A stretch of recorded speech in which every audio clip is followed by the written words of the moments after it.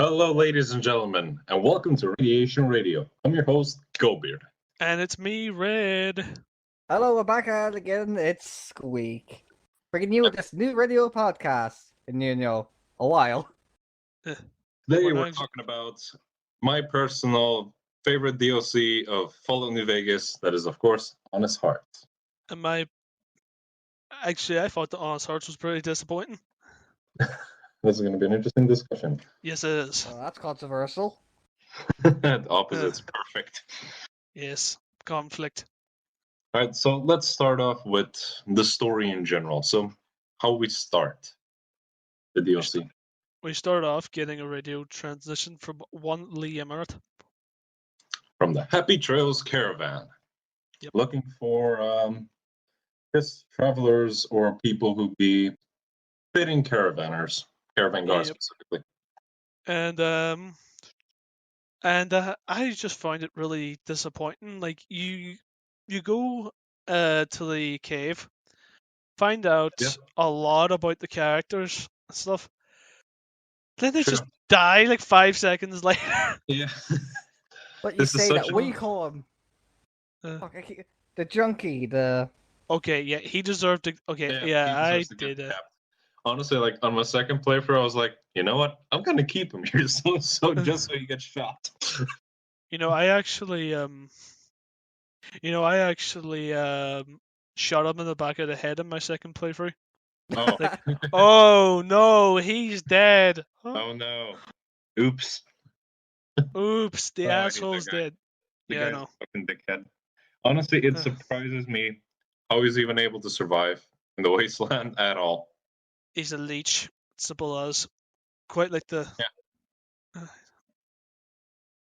the fact he made Vault 22 in Yoink the Pip-Boy in a Vault suit. He didn't join the Pit Boy. That's actually a lie. He says he didn't actually grow up in the Vault 22 No, he or said- even. No. It's the fact he went to a vault and yoinked the stuff anyway. But he didn't. He didn't go to that vault. You can call out his bullshit, and he says, "Oh, I actually got this stuff from a dead merchant." Oh, never mind then. Jeez. Oh. Never mind. I thought he had some backbone. Never mind. We'll retract No. that. He does absolutely nothing during the ambush. Yeah, I sure. know he doesn't. Let's say. Well, he they does have, something. Yes, he Yeah, it becomes a wasn't for massive his fight. favor. He does something. He dies. Wow. Actually, what's the girl's name? One from New Reno. The sheriff girl, or is it the? It's the Yep. sheriff girl. Yeah, she was like, what? She was like a sheriff that got fed up protecting people because they were all just scumbags. Yeah, I mean New Reno. Yeah, Uh, that would suck. Genuinely would suck. what about the kids? I mean, everyone there's screwed anyway. Oh my god. I mean, it's better than living in the middle of nowhere, but still, it's a so- shitty place. Well, she would have some words to say about that. So yeah, first of all, I'd like to say, like, my opinion, the characters are like presented well.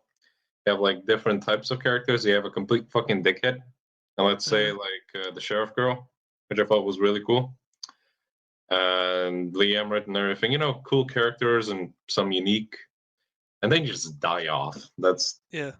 the thing that I really hate about the DLC. I also noticed during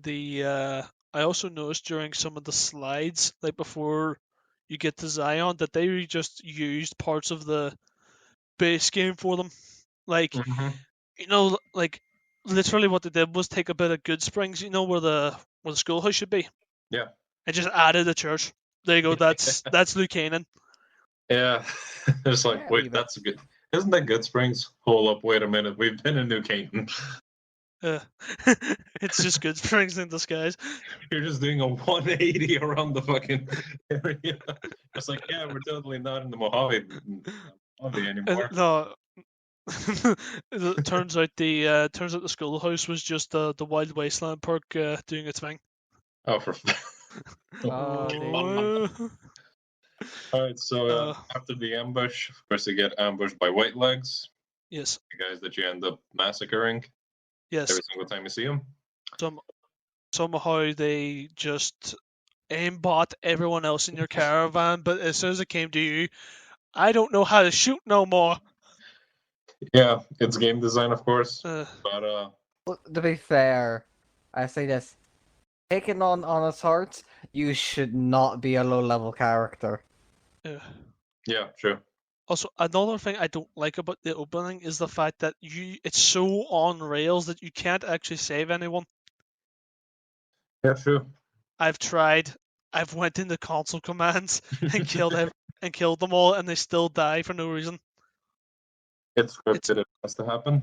Then, of course, to survive the ambush, you have PTSD. Yes. So can you try to find a way out? Yep.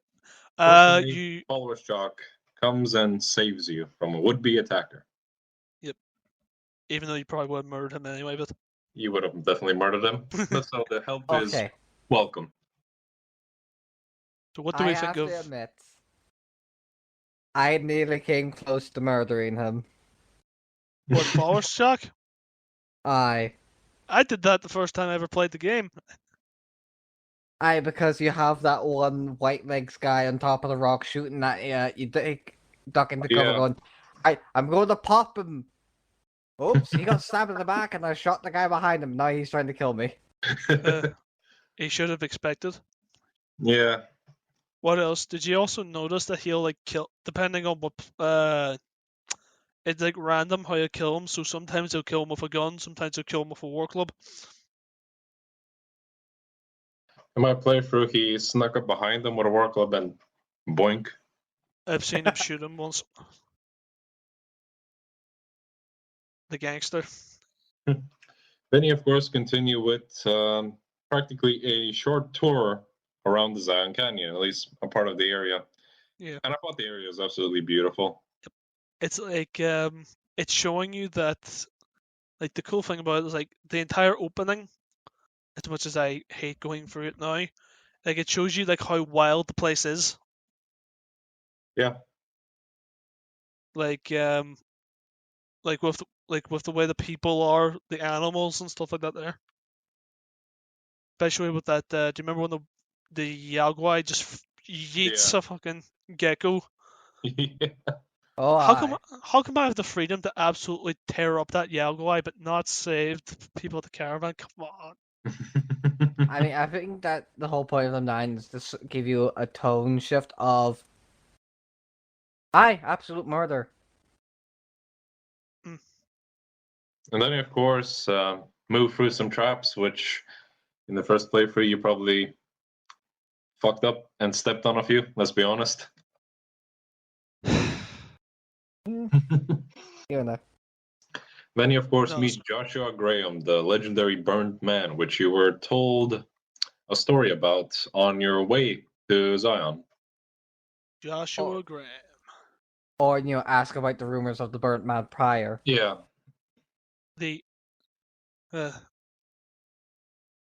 Funnily enough, his tribe, I think, he's a Lucanonite, isn't he? Yes. Don't hold me to this, but I believe the original Lucanonites that were in the Bible, because since this is a religious man, who's better to talk about the Bible than Red? The original Lucanonites in the Bible stories were actually wiped out by the Israelites. Oh, so I find it really weird how they would name themselves after a tribe that God despised, or well, not despised, but wiped out. Well, to be fair, a lot of things are a bit on the nose, but still. And of course, then you meet him and you learn from him that he requires certain tools from the pre-world to basically, in case of an escape. Yep. So he can navigate his way out. Well, it wasn't for him, it's for the Sorrows. Daniel. And the Sorrows. Daniel! I want to slap you a bit. The first place you go to find the tools is the driver kind of made a wrong turn on the school bus. Well, you say make a wrong turn on a school bus, but what is the likelihood of just that school bus getting yeeted? It was a shitty joke. Of I s- course, of course, the nuke had I a lot swear, to do with it. I swear, the amount of times we're gonna say yeet in this podcast, you might want to make a drinking game out of it. Fuck it, the viewers. I don't recommend it, but if you want to, go for it. If you want to die, go ahead. No, I'm joking. No. It's Black And of course, Friday, don't the do that. alcohol is cheap. It's Black Friday today. Yep. Oh. All right. On So the day of this moving recording, on. that was Black Friday. Oh yeah. Shit. It's also Friday the 13th. Hey. Don't go to a lake. No, Yes, Boyle, you especially if just you're in a said it's campground. Right. So back to the topic. Then you of course collect some lunch boxes, and what was the last item you're supposed to get? I forgot that one. a medical Medicine. thingy. Oh, medicine, of course. And also a radio. Yeah, definitely. Of course, then you Walkie-talkies. take that to Daniel, and there, of course, so meet basically your other companion, which would be with you for a decent amount of time. What was her name again? Oh, Waking Cloud. Yeah. And then you find out that her husband is dead. Or Yeah. rather, you ask Daniel if her husband's dead because he doesn't want to say anything to her. Yeah. Did you What did you do? I told her straight up, hey, Yeah, your same. husband's dead. Same here. But her children did make it out. So that's good. Actually, following back to Followers Chalk, what did you basically recommend them to do? I told him to stay in Zion because, my God, boy, Zion is paradise compared to what you have to do with in New Vegas. Literally. And not only that, I think actually in the other ending, it's basically said that he goes out exploring, but he wants to return because he sees, everything's kind of fucked, and they reject him. So if you pick the other one, he's basically forever alone to roam the wasteland. Can you not get him as a companion post DLC now? Wait, really? No, can you? No. That's kind of stupid. I think you should have been able to. Actually, could be. Actually, there would have been a lot of interesting dialogue, and another missed opportunity. Isn't there like a third ending for him? Really? If you don't pick anything, or If you don't pick anything, he would stay anyway. So just you don't tell him to convince him. I I think he's also. gonna- Sorry, what was you going to say? Wasn't it like a third one where you do convince him, but you give him the warning to the trappings, but then he doesn't want to return?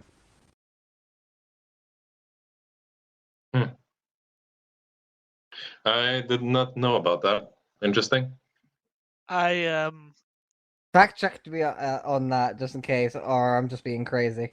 Like Put that in the comments below. We really want to know. Actually, I'll probably check the wiki after this. Look, I get the boy's young.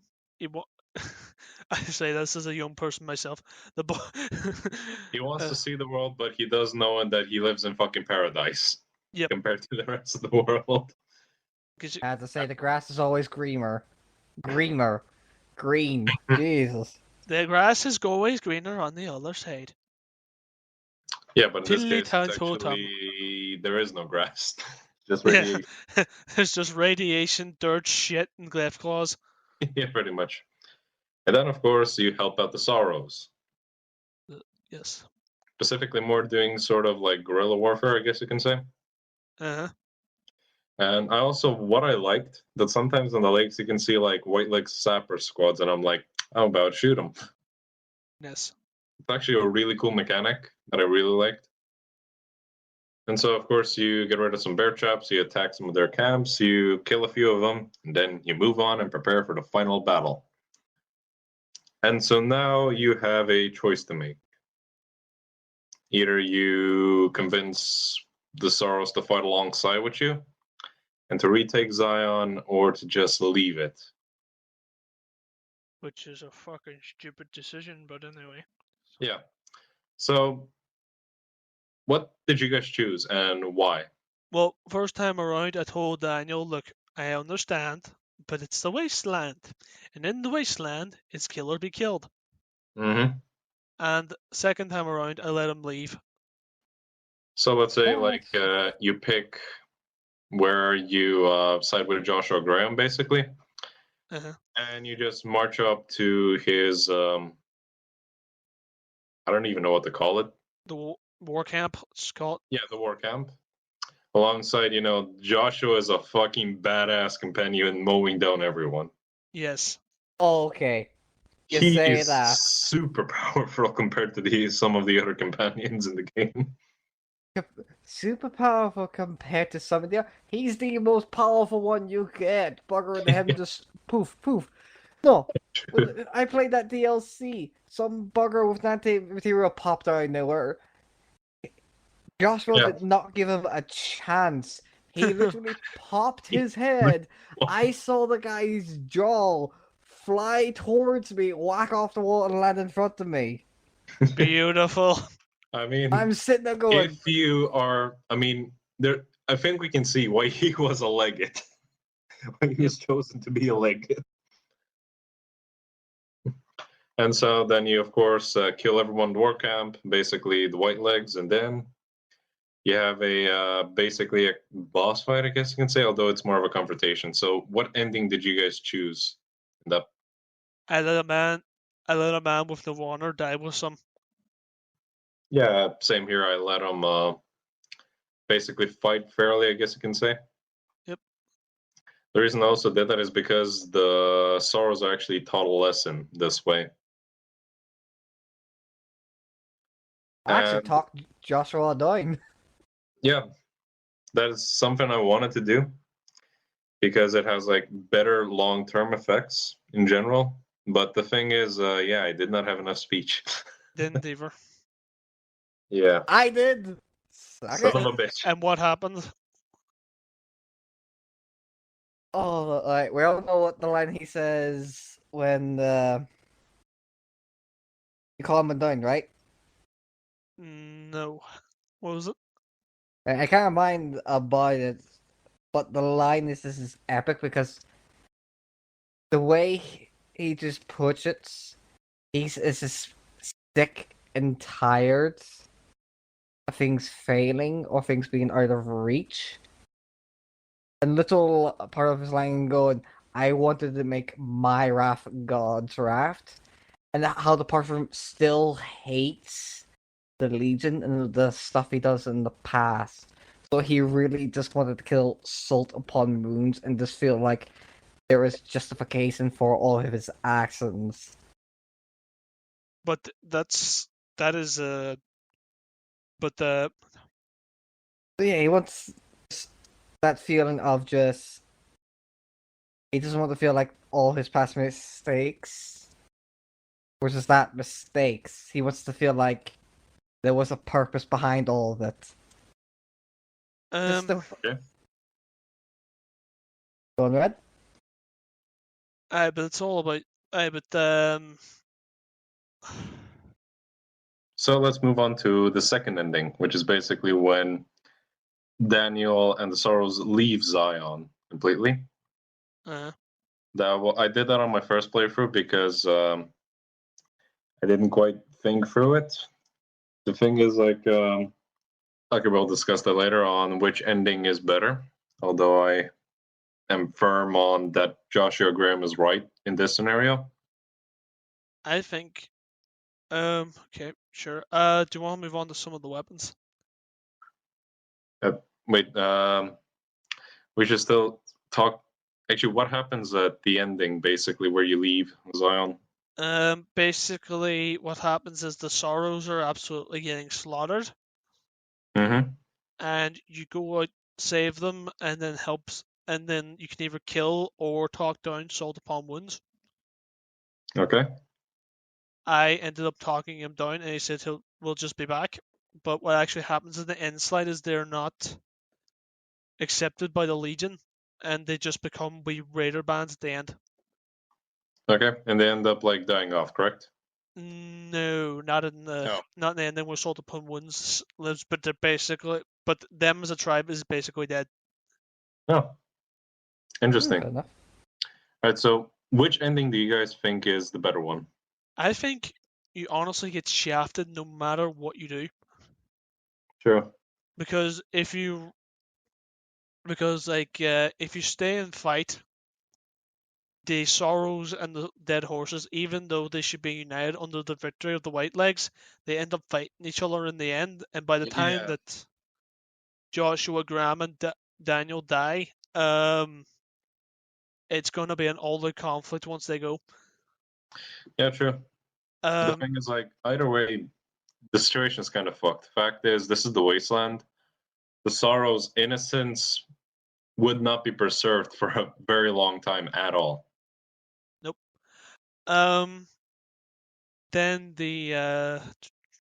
Then if you leave, the Sorrows just end up getting slaughtered, even if you go. And there's like a thing where like you have to go out and like help them, but I don't know exactly what you have to do. So, but I'm sure even at that, they were getting slaughtered at the bloody choke point. If the White Horses, or not even the White Horses, if you and Graham didn't help them out, they would have all died. Yeah, true. Yep. So, talking about Daniel, what do you think of him as a character, or like him as a person? I think he has his heart in the right place, but it's not a heart built for the wasteland. It's built for a different time. Yeah, the thing is, like, morally, he's correct. Morally, like, of course, I don't even know if he's correct morally. I mean, No, because he was. I mean, I'm talking about like killing only in self-defense and protecting your own. But the thing is, that's what I'm thinking about. And his heart is, of course, in the right place. The thing is just that decision gives them basically puts them in a worse scenario since they get massacred along the way, and they almost get completely massacred. Fact is, I'm not sure if they would be able to survive outside of that area, like, well. Yeah, that's the thing. Like at the ending, whenever even if you don't help the Sorrows, which I don't even know how to, they will eventually link up with the Lucanites, and they just end up coddling them and protecting them. So it's like you're protecting their innocence, but at the expense of another group. Yeah. Thing is, though, could you really say that's a good thing? Because he's doing it for technically selfish reasons to keep the innocence, even though Yeah, you're at right the about whole that. they lose their home, and many further of the people will die because Yeah. of that action. I think like his judgment is just completely clouded and just what he thinks is best. Like his heart is in the right place, but it's just not something that would ever work. And here's the thing. The White Horses only exist, like we've been told, unless this is Joshua propaganda. They don't know how to cook. They don't know how to hunt. They don't know how to feed themselves. They literally only survive off being raiders. They would die out very quickly. And they It did. wouldn't take too long at all. The thing is, like, they're also leaving. Like, you saw just how well that area can be defended when you think about it. The Sorrow's base. Yep. It's literally one entrance with a million positions to shoot from. It is as ideal as it can physically get. Especially in Zion, they have everything. They have water. They can get medicine extremely easily. They have abundance of food. They have everything. Yeah, and he's gonna like throw them out into the wasteland, thinking that's going to preserve their innocence. Yeah, that's actually makes things kind of worse. Yeah, it does. It yeah. does. In order to survive, they would actually have to lose it quicker. Yeah, that's true. And then he then brings them with the Lucanites, which no, the Sorrows. No, never mind. The Sorrows don't really respect them as much as the. Actually, no, the Sorrows do respect the Canaanites' ways more than the Dead Horses, don't they? I think, yeah. Because it's less of a personality cult, like with the Dead Horses and Graham. It's more of a respect for their ways sort of thing with the Sorrows. So if they link up with the Lucanites, eventually they're just going to end up being all Lucanites. Yeah, pretty Basically. much. I know. So let's move on to maybe a character I do believe we really should talk about. I don't know what's his name, but he's mostly known to the vast majority of people who found him or his remains, the survivalist rifle. Yes, the gun itself is a character. Yes, Yes. Oh dear. it talks to you in your sleep.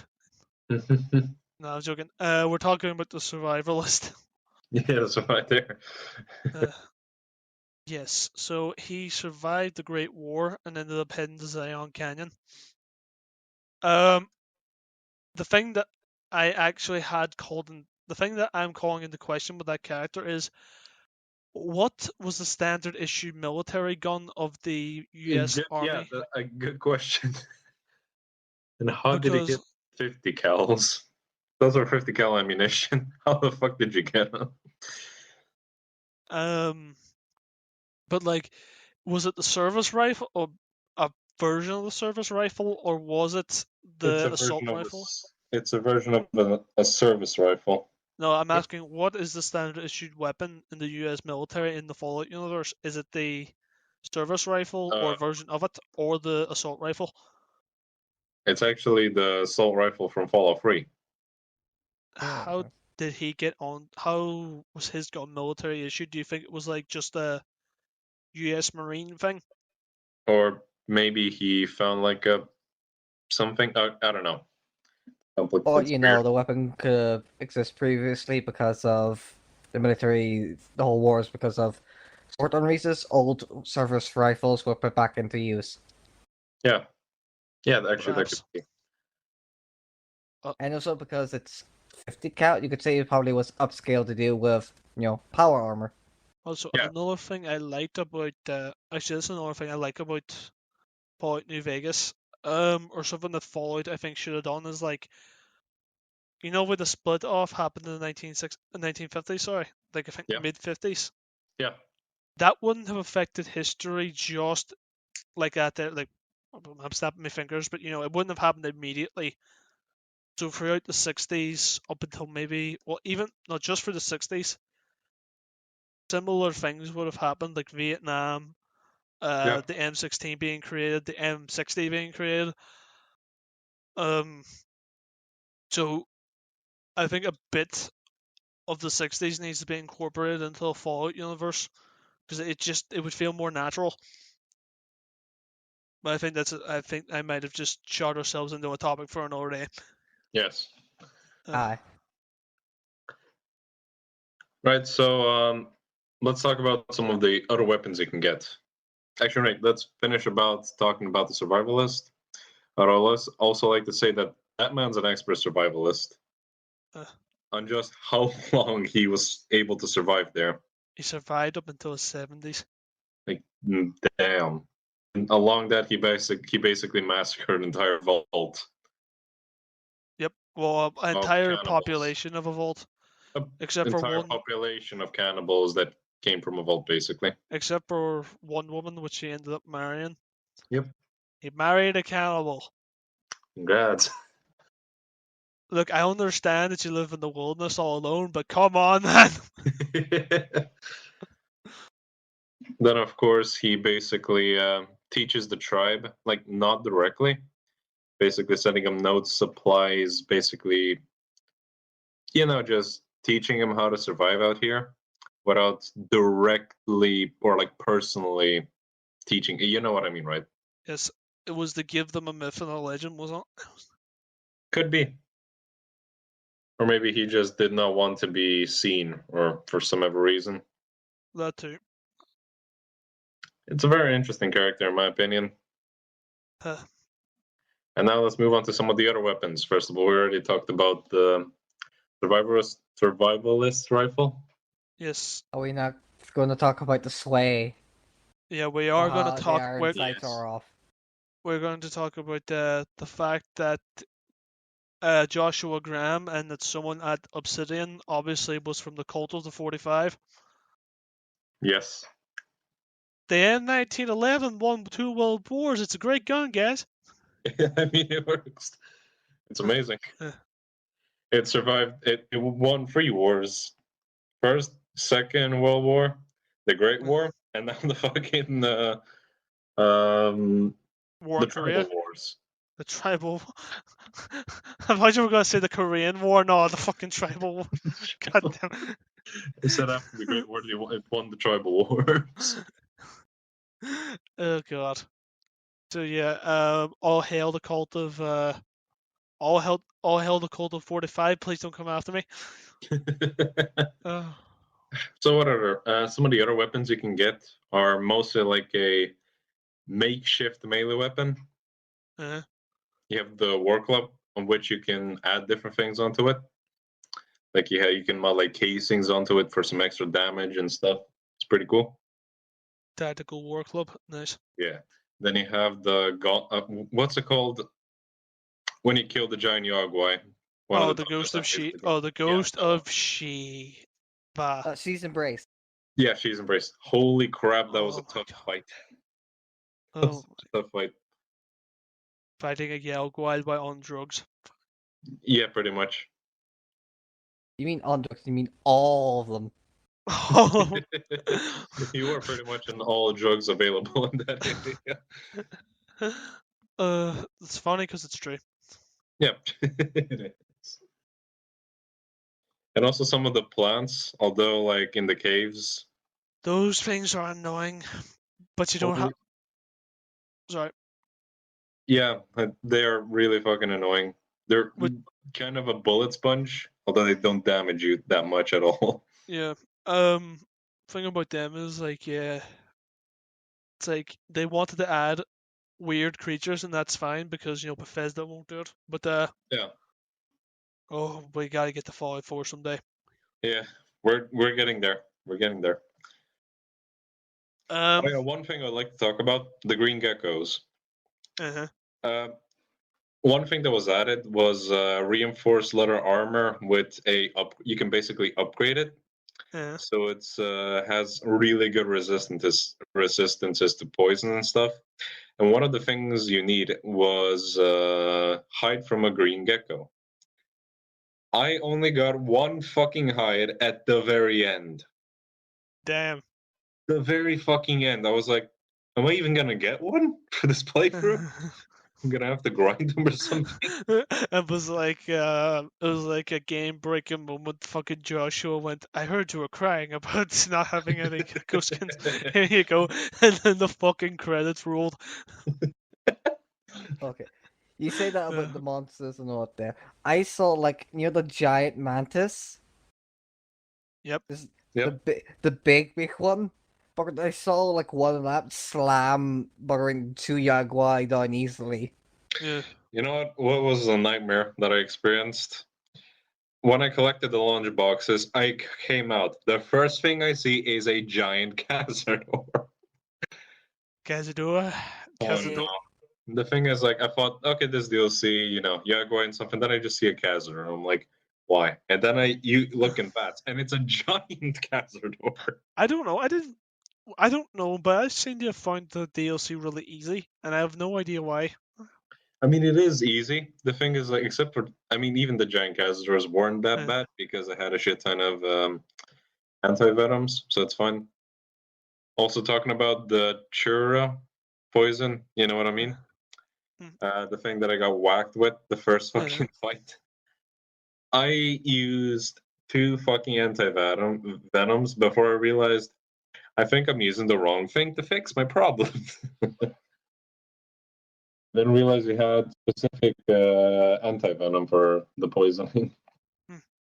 If you had to, I just think that Honest Hearts was honestly like really half baked because there's a lot of good ideas in there that just don't get expanded upon.